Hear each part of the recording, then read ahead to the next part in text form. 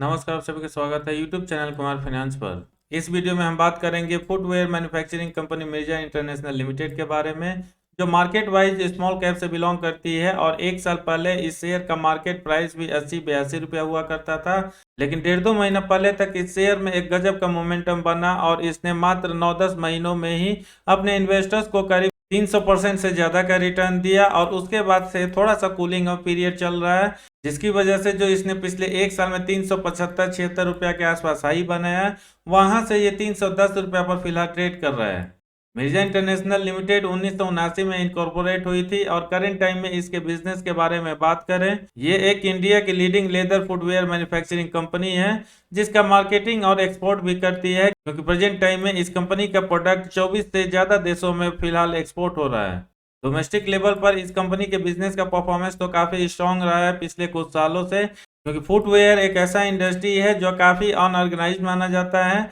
और हार्डली कुछ गिने चुने कंपनीज आपको एज ए ब्रांड देखने को मिलेंगी जिसके प्रेजेंस काफी स्ट्रांग है अक्रॉस द इंडिया। क्योंकि ये सेक्टर अभी भी बहुत ज्यादा अनऑर्गेनाइज्ड है, इसलिए मिर्जा इंटरनेशनल लिमिटेड जैसे कंपनीज के लिए एक अच्छा अपॉर्चुनिटी है, जिसकी वजह से पिछले 1-2 साल का ट्रैक रिकॉर्ड पर नजर डाले तो लगातार इस कंपनी का परफॉर्मेंस मार्केट कैपिटलाइजेशन में इंक्रीज होता हुआ दिखेगा और इंटरनेशनल लेवल पर भी इसका बिजनेस काफी ग्रो किया है। प्रेजेंटली अगर हम इसके प्रोडक्ट पोर्टफोलियो के बारे में बात करें तो इंटरनेशनल लेवल के कुछ ऐसे ब्रांच देखने को मिलेंगे जिसके लिए ये कंपनी प्रोडक्ट का मैन्युफैक्चरिंग करती है, और कुछ ऐसे ही रिकॉग्नाइज्ड ब्रांड्स हैं जैसे रेड टेप, ऑक्ट्रेट, मोड और बॉन्ड स्ट्रीट्स। दोस्तों, मिर्जा इंटरनेशनल लिमिटेड के रेवेन्यू ब्रेकअप के बारे में बात करें तो इसको 68% के आसपास रेवेन्यू डोमेस्टिक लेवल से, जबकि 32% के आसपास रेवेन्यू इंटरनेशनल लेवल से आता है, जिसमें यूके से 17.77%, यूएस से 4.76% और आरओडब्ल्यू से 9.23% है। इसको फिलहाल जो 32% का रेवेन्यू एक्सपोर्ट के थ्रू आता है,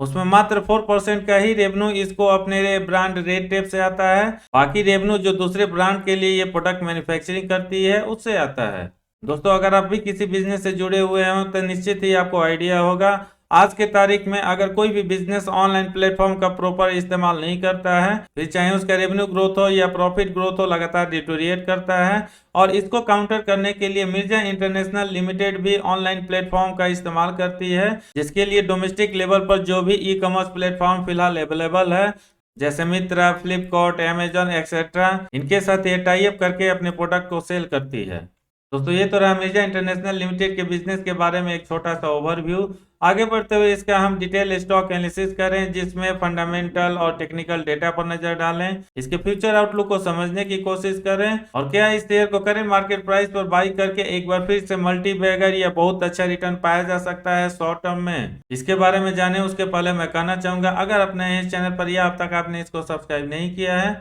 चैनल को सब्सक्राइब करके बेल आइकन का बटन जरूर प्रेस करें, ताकि जब भी कोई वीडियो इस चैनल पर अपलोड हो नोटिफिकेशन आपको मिलती रहे।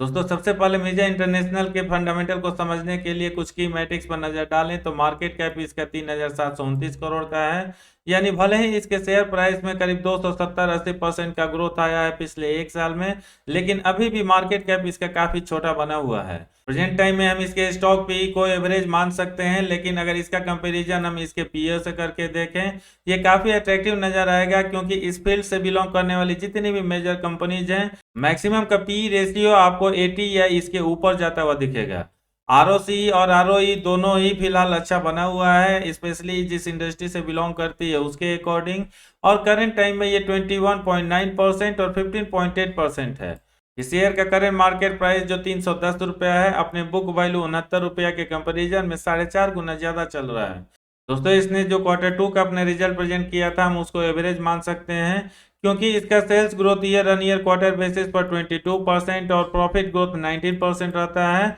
जो रिलैक्सो फुटवेयर और खादिम इंडिया जैसे कंपनीज के कंपैरिजन में तो थोड़ा सा बेटर नजर आएगा। लेकिन अगर हम इसके रिजल्ट को Bata India, liberty shoes, Shri leather से कंपेयर करके देखें तो काफी कमजोर नजर आएगा, क्योंकि इन तीनों ही कंपनीज का सेल्स ग्रोथ इसके कंपैरिजन में काफी ज्यादा और अच्छा है। दोस्तों, अगर हम इस कंपनी के annual profit and loss statement पर नजर डालें तो पिछले 12 सालों में इसका सेल्स ग्रोथ 3 गुना से ज्यादा होता हुआ दिखेगा,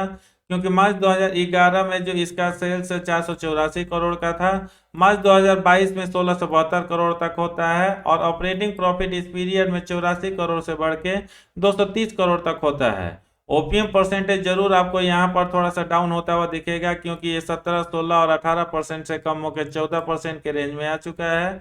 दोस्तों, अगर हम इस कंपनी के नेट प्रॉफिट पर नजर डालें तो इसका परफॉर्मेंस 2011 से लेकर 2021 के बीच में एवरेज या खराब माना जा सकता है, क्योंकि 2011 में इसका नेट प्रॉफिट 39 करोड़ का था, जो ऑलमोस्ट कंसिस्टेंट या थोड़ा सा फ्लक्चुएशन के साथ 78 करोड़ तक तो पहुंचता है। लेकिन यहां से बहुत ज्यादा गिरावट होता हुआ दिख रहा है, और 2021 एनुअल रिपोर्ट जो इसने प्रेजेंट किया था उसमें नेट प्रॉफिट कम होकर 7 करोड़ तक आ चुका है। इसके नेट प्रॉफिट में जो इतना डाउनफॉल हुआ है उसके पीछे दो रीजंस है। अगर हम 2-3 साल पहले चले जाएं तो इस कंपनी के ऊपर भारी कर्ज हुआ करता था, जिसके अगेंस्ट में हाई इंटरेस्ट पे करने की वजह से नेट प्रॉफिट थोड़ा सा डाउन हुआ। और दूसरा रीजन रहा है इसका ओपीएम परसेंटेज, क्योंकि जैसा कि हमने देखा 2011-12 के पीरियड में इसका ओपीएम काफी हाई था। ओवरऑल अगर हम इस कंपनी के परफॉर्मेंस को परसेंटेज वाइज देखें तो कंपाउंडेड सेल्स ग्रोथ पिछले 10 साल और 5 साल में 12% रहता है,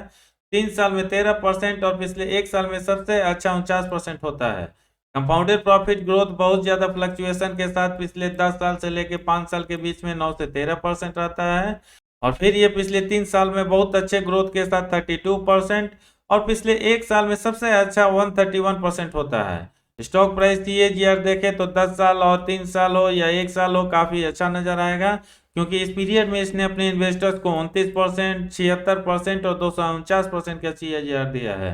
रिटर्न ऑन इक्विटी भी इसका थोड़ा सा फ्लक्चुएशन के साथ इंप्रूव हुआ है, स्पेशली पिछले 1 साल में, और ये 10%, 12% से बढ़ के 16% तक आ चुका है। मार्केट कैप के हिसाब से इस कंपनी का बैलेंस शीट काफी स्ट्रॉन्ग नजर आ रहा है, क्योंकि रिजर्व पार्ट को देखें तो पिछले 10-12 सालों में लगातार ग्रो किया है, और ये सितंबर 2022 क्वार्टर रिपोर्ट के अकॉर्डिंग 808 करोड़ तक पहुंच गया है। जबकि कंपनी के ऊपर जो काफी ज्यादा कर्ज हुआ करता था मार्च 2016 से लेके मार्च 2020 के पीरियड तक, और इसमें सबसे ज्यादा कर्ज मार्च 2019 एनुअल रिपोर्ट के हिसाब से था, क्योंकि तब इसके ऊपर 357 करोड़ का कर्ज था। यहां से लगातार ये डिक्लाइन किया है और फाइनली 82 करोड़ तक आ पहुंचा है। और इसके बेसिस पर अगर हम डेट टू इक्विटी रेशियो निकाले तो ये 0.01 के आसपास नजर आएगा। दोस्तों, इसके स्ट्रेंथ, वीकनेस, अपॉर्चुनिटी और थ्रेट का भी फॉर्मेशन काफी अच्छा नजर आ रहा है, क्योंकि पॉजिटिव साइड में स्ट्रेंथ 7, अपॉर्चुनिटी 1, टोटल 8 का स्कोर हो रहा है, जबकि निगेटिव साइड में वीकनेस 2 और थ्रेट 0, मात्र 2 का ही स्कोर हो रहा है। इस शेयर में अगर हम लोगों के इंटरेस्ट की बात करें तो वॉल्यूम एनालिसिस को हम आसानी से समझ सकते हैं, और इसके अकॉर्डिंग अगर इवेल्युएट किया जाए तो इसको ठीक ठाक या अच्छा माना जा सकता है, क्योंकि ऑन एवरेज जो पिछले 1 महीना में शेयर की क्वांटिटी ट्रेड हुई है वो करीब 6 लाख के आसपास रहती है, NSE और BSE मिलाकर। उसमें डिलीवरी का परसेंटेज 47% रहता है। 1 वीक एवरेज डेटा के अकॉर्डिंग एक बार फिर से डिलीवरी का परसेंटेज 40 के ऊपर 41.40% रहता है, और ट्रेडिंग वॉल्यूम भी इंक्रीज करते हुए 6 लाख से 9 लाख तक होता है। यस्टरडे डेटा के अकॉर्डिंग जरूर इस शेयर का ट्रेडिंग क्वांटिटी कम होकर 2 लाख होता है, लेकिन डिलीवरी का परसेंटेज 50 के ऊपर 53% हो जाता है, जो ट्रेडर से लेके इन्वेस्टर का इंटरेस्ट इसमें शो करता है। दोस्तों, मिर्जा इंटरनेशनल का इन्वेस्टमेंट चेकलिस्ट भी फिलहाल ठीक ठाक माना जा सकता है, क्योंकि भले ही ये अंडर वैल्यूड नहीं है, जिसकी वजह से इंट्रिंसिक वैल्यू रेड जोन में है। क्योंकि ये कंपनी अपने इन्वेस्टर्स को कोई खास डिविडेंड नहीं देती है, इसलिए डिविडेंड रिटर्न्स रेड जोन में है, और प्रेजेंट टाइम में ये फिलहाल ASM लिस्ट में भी जाता हुआ दिख रहा है, इसलिए यहाँ पर भी रेड फ्लैग देखने को मिल रहा है और ये रेड जोन में है। बाकी ROE versus FD rates, entry point, default probability, quality check और ग्रोथ स्कोर 5 ऐसे पैरामीटर है जो ग्रीन जोन में है।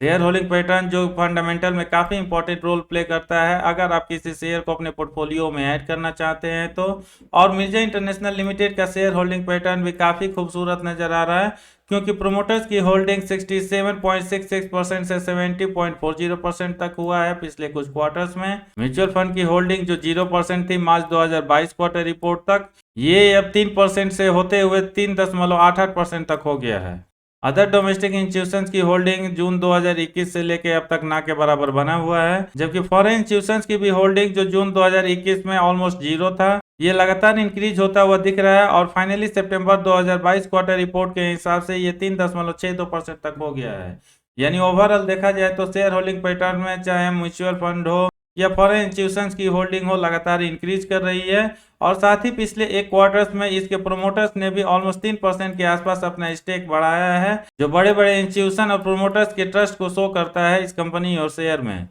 दोस्तों इसके इनकम स्टेटमेंट में जो 3 मेजर पार्ट होते हैं, ये इस पर नज़र डालें तो रेवेन्यू ग्रोथ, जैसा कि हमने देखा लगातार इसका पिछले 5 सालों से करीब 12.5% के आसपास रहता है, जो इंडस्ट्री के कंपैरिजन में काफ़ी स्ट्रांग है, क्योंकि इंडस्ट्री का सेल्स ग्रोथ इस पीरियड में मात्र 4.56% होता है। नेट इनकम भी इसका पिछले 5 साल में काफ़ी स्ट्रांग है और इंडस्ट्री के कंपैरिजन में एक बार फिर से हायर साइड में है, क्योंकि ये 9.51% रहता है, जबकि इंडस्ट्री का इनकम ग्रोथ मात्र 7.63% होता है। मार्केट शेयर के मामले में भी इस कंपनी ने अच्छा ग्रोथ दिखाया है पिछले 5 साल में, और जो 5 साल पहले 11.39% था, वो बढ़ के 16.38% तक हो गया है।